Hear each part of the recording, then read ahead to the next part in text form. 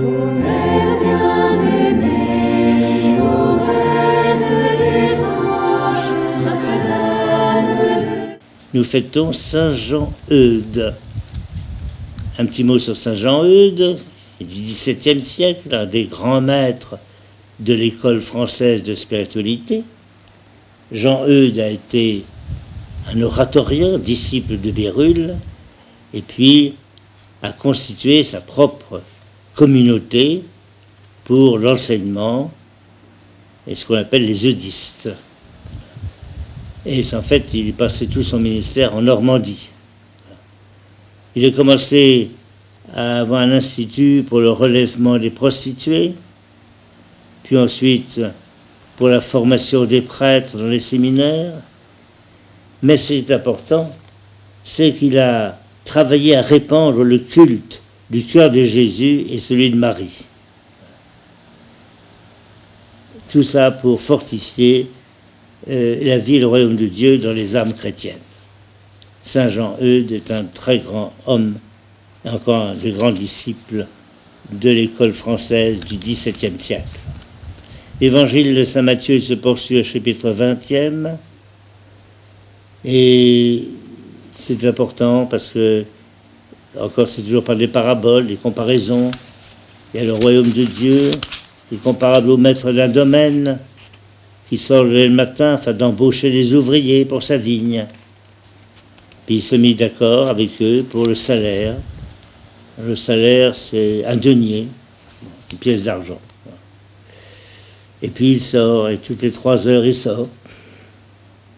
Et il trouve toujours des gens qui sont là, qui demandent du travail.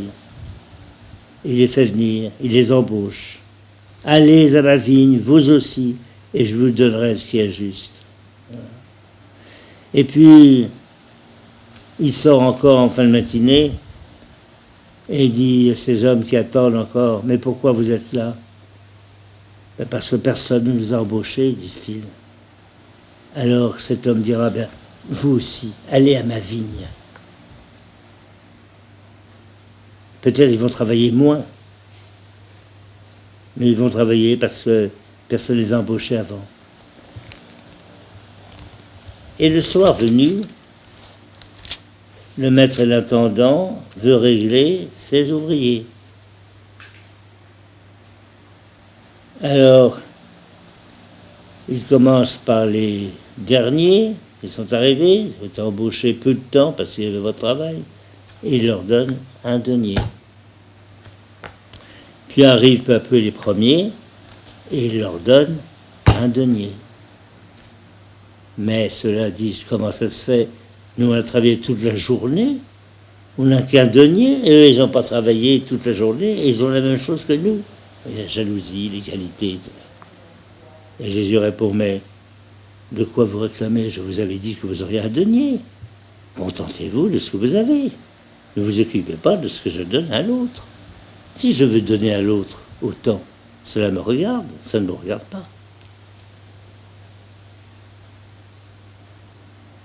C'est important. C'est la grâce du Seigneur. On n'a pas à se comparer. Comment celui-là s'est converti il y a simplement 3 ans et puis il va avoir la même récompense que moi qui ai toujours vécu dans la vie chrétienne. Mais il n'y a pas de distance. Il n'y a pas, nos quantités ne sont pas les mêmes que celles de Dieu. Ce n'est pas la justice syndicale. C'est la justice de Dieu.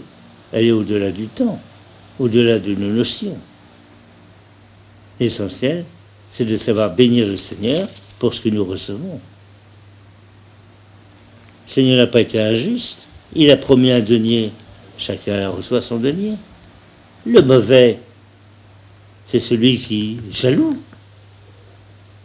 Les autres qui n'ont pas beaucoup travaillé, parce qu'ils n'ont pas beaucoup travaillé, personne ne les a embauchés. Voilà. Alors, les derniers seront premiers, et les premiers seront derniers.